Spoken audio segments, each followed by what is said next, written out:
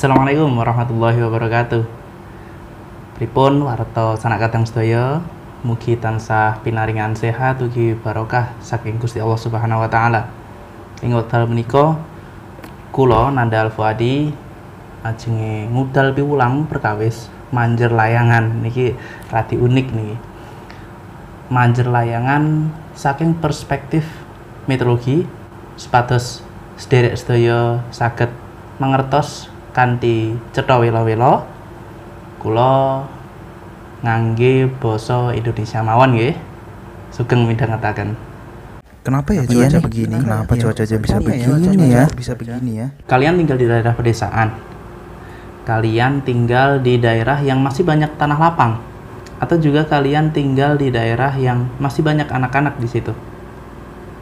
Inilah saat-saat yang paling menyenangkan buat anak-anak di tempat-tempat hampir seluruh wilayah Indonesia, karena saat ini musim kemarau dan umumnya anak-anak di seluruh wilayah Indonesia akan banyak sekali yang bermain layang-layang, terutama untuk wilayah Jawa dan sekitarnya ya.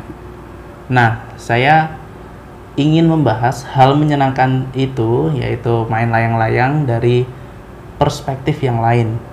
Jadi saya ingin bahas main layang-layang ini dari perspektif meteorologis, dari mulai kapan waktu yang tepat, kemudian tempatnya di mana, dan kira-kira apa saja yang bisa mempengaruhi efektivitas untuk bermain layang-layang ini.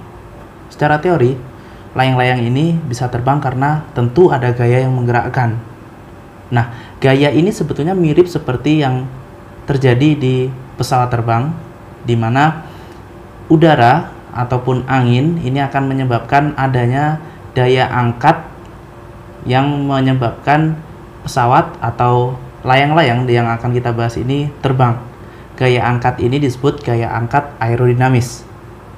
Nah, gaya angkat aerodinamis ini sangat dipengaruhi oleh 4 variabel utama. Yang pertama adalah koefisien angkat atau lifting coefficient, kemudian area, artinya luas dari layang-layang itu, kemudian kerapatan massa udara di atmosfer, kemudian yang berikutnya tentu adalah kecepatan angin. Untuk lebih detailnya kita akan bahas satu-satu nih. Yang pertama adalah luas penampang layang-layang. Teman-teman yang kalau main layang-layang ini masih bikin sendiri, nggak beli, tentu paham banget nih soal luas layang-layang ini. Semakin luas penampang layang-layang, dia akan memiliki gaya angkat yang semakin besar pula. Nah, tapi ini juga harus mempertimbangkan juga. Biasanya kan jika semakin besar penampang layang-layang, tentu bahan yang digunakan akan semakin banyak. Artinya massa atau berat dari layang-layang ini juga akan bertambah. Jadi ini harus diperhitungkan juga. Jangan sampai untuk mengejar gaya angkat aerodinamis yang lebih besar, kita justru menambah beban yang berlebih seperti itu. Nah, yang kemudian adalah densitas atau kerapatan massa udara di atmosfer. Massa udara ini kerapatannya bervariasi, baik itu bervariasi secara horizontal, secara vertikal, kemudian bervariasi juga terhadap waktu. Soal variasi secara horizontal nih, saya kasih contoh ya. Kerapatan massa udara di daerah subtropis ini akan lebih besar dibandingkan kerapatan massa udara di wilayah tropis. Artinya, kalau teman-teman main layang-layangnya di lapangannya kampus Cambridge, Oxford, London, dan sebagainya, akan memiliki gaya angkat yang lebih besar daripada kalau teman-teman main layangan di lapangan bola Sekolah Impres Indonesia. Lagian ngapain ya main layang-layang jauh banget ke Cambridge. Nah, kalau variasi secara vertikal nih, penjelasannya gini. Kerapatan paling tinggi dari udara di atmosfer itu adalah di dekat permukaan bumi. Ini kerapatan tertinggi. Semakin ke atas, kerapatan atmosfer akan semakin kecil atau semakin renggang. Artinya, kalau teman-teman main layangannya di pantai ini akan memiliki gaya angkat aerodinamis yang lebih besar dibandingkan kalau teman-teman main layangannya di misalkan puncak Everest atau puncak Jayawijaya. Itu akan berbeda. Kalau variasi terhadap waktu, ini ada skala-skalanya nih. Kalau dari skala hari, umumnya densitas tertinggi itu terdapat di kisaran waktu malam dan dini hari. Tapi masa iya kalian demi mendapatkan gaya angkat aerodinamis yang paling optimal rela begadang main layang-layang tengah malam atau dini hari? Tentu enggak. Artinya waktu yang terdekat dengan waktu malam hari inilah yang dianggap paling tepat karena memiliki densitas yang paling rapat, artinya di waktu pagi atau sore hari.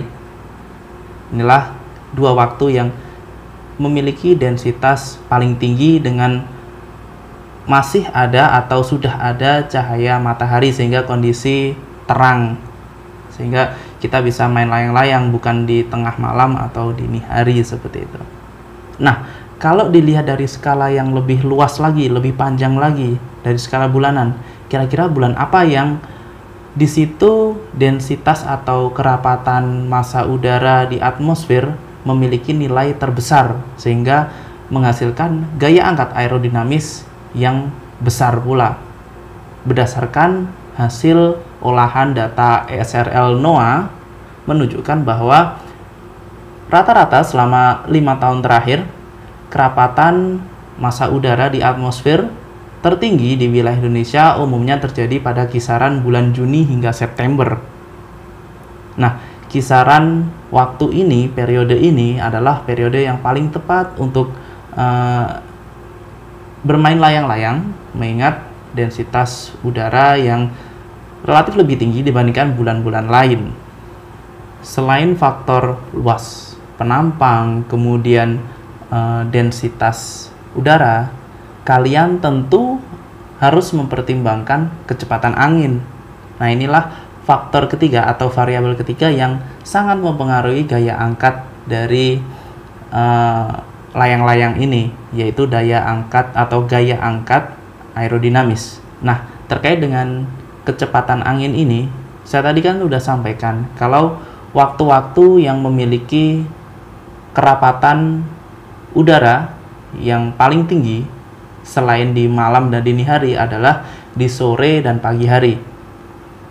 Nah, untuk waktu pagi hari ini meskipun kerapatannya tinggi, namun umumnya kecepatan anginnya relatif rendah.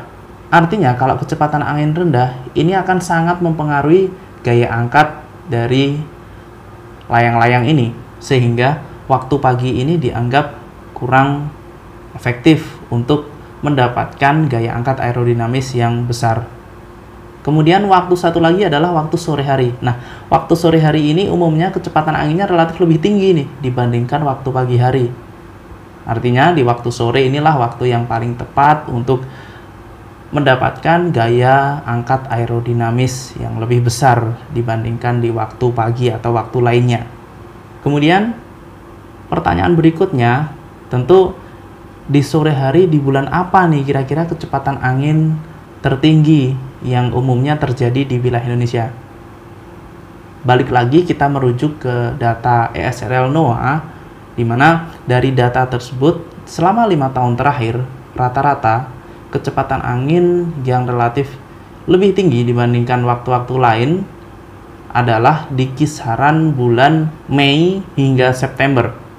Kalau ingin lebih spesifik lagi, di bulan Juli dan Agustus. Di 2 bulan inilah kecepatan angin di wilayah Indonesia, terutama untuk wilayah Indonesia bagian selatan, memiliki kecepatan angin yang relatif lebih tinggi dibandingkan bulan-bulan lain. Nah, dari uraian saya tadi, kita bisa simpulkan nih, kira-kira kapan waktu paling tepat dan di mana kita harus menerbangkan layang-layang atau sebaiknya menerbangkan layang-layang. Kalau dari segi waktu, yaitu di sore hari di bulan Juli atau Agustus. Ini waktu yang paling tepat karena potensi untuk mendapatkan gaya angkat aerodinamis ini terbesar di waktu tersebut. Kemudian untuk tempatnya di pantai, karena di pantai memiliki densitas atau kerapatan udara yang lebih tinggi, karena semakin rendah posisinya akan semakin besar densitasnya. Hal berikutnya adalah memperbesar luas penampang layang-layang, yang tentunya juga harus menggunakan bahan-bahan yang ringan. Ternyata ada fakta unik nih, bukan unik sebetulnya, fakta ilmiah terkait dengan kemiringan dari pemasangan benang ini akan sangat mempengaruhi juga untuk penambahan atau pengurangan koefisien angkat dari layang-layang ini. Jadi, berdasarkan hasil penelitian menunjukkan bahwa semakin besar sudut kemiringan, artinya dia semakin tegak layang-layang, ini akan menghasilkan koefisien angkat yang lebih besar. Sebaliknya, semakin miring layang-layang, jadi kalau tegak ini gini, kemudian kalau miring ini maksudnya gini ya, semakin miring atau condong layang-layang akan menghasilkan koefisien angkat yang lebih kecil. Itulah kenapa kalau teman-teman yang sering main layang-layang nih sering memperhatikan tali yang kalau bahasa Jawa sih tali goci ya, yang biasa dipasang. Jadi layang-layang kan gini, ada tali gini bentuknya semacam segitiga. Jadi kalau ini semakin tegak, kalau seandainya layang-layang ini diterbangkan dia semakin tegak, gaya angkatnya akan semakin, atau koefisien angkatnya akan semakin besar.